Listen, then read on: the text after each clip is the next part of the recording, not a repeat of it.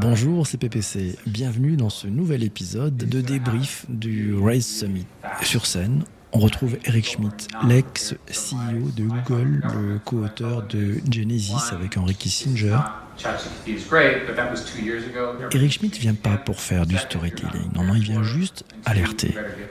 Il y a deux moments qui m'ont frappé. D'abord, quand Eric Schmidt a évoqué les risques de domination géopolitique par les modèles open source chinois. Et ensuite, quand il revient sur les erreurs de timing qui ont été commises à l'époque du mobile. Et il sait bien ce dont il s'agit. Il était l'ancien patron de Google. Ces deux temps faibles disent une chose. L'histoire peut se rejouer, mais probablement plus vite. Voici ce que j'ai retenu et je vous propose d'écouter un premier extrait. Connected Mate. There's a group of people that I work with. They are all in San Francisco, and they've all basically convinced themselves that in the next 2 to 4 years, the average is 3 years, the entire world will change.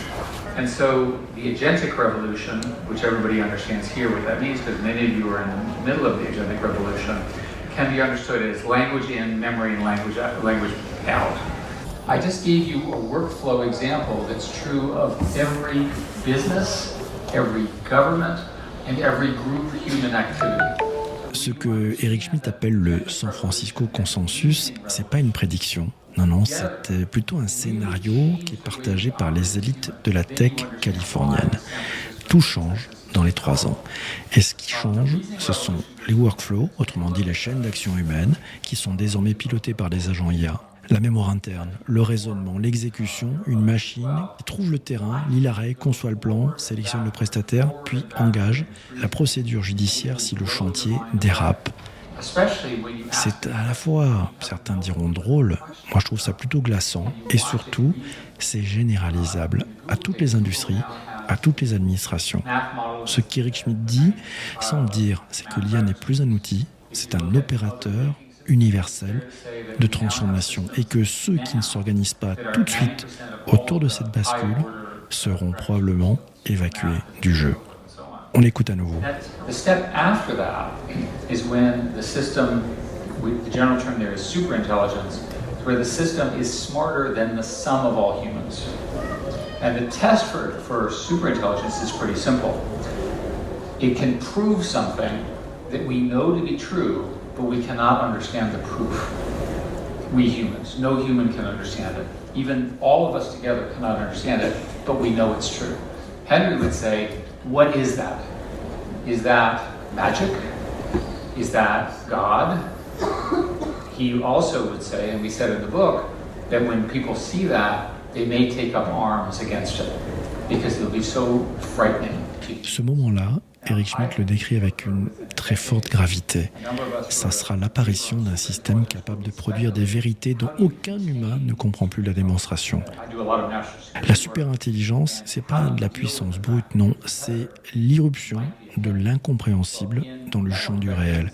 Et Henry Kissinger, qui était un proche d'Eric Schmidt, posait souvent la question magie ou divinité. Eric Schmidt, lui, anticipe une autre réaction, la violence. Le rejet, la peur, la révolte, parce que ce l'on ne comprend pas, on le combat. Et si ce scénario se réalise, ce n'est plus une révolution industrielle, c'est un basculement, un vrai basculement. Autre extrait.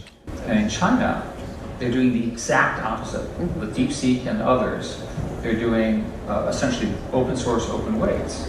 So we can end up in a situation where America and the West are ahead, but the majority of the AI use is actually not from US Western models, but rather from open source Chinese models. Là, Schmidt appuie là où ça fait mal. La Chine mise sur l'open source pour déployer l'IA dans les pays que la Silicon Valley ne regarde même pas.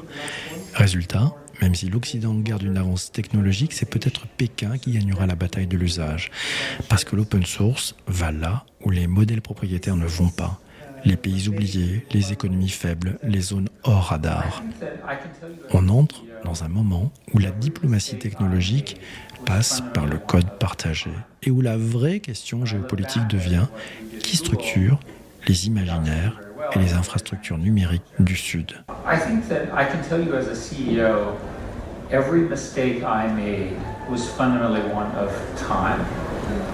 When I look back at what we did at Google, we obviously did very well. Android has 90% market share, but we didn't move fast enough. We didn't take it to its logical extreme.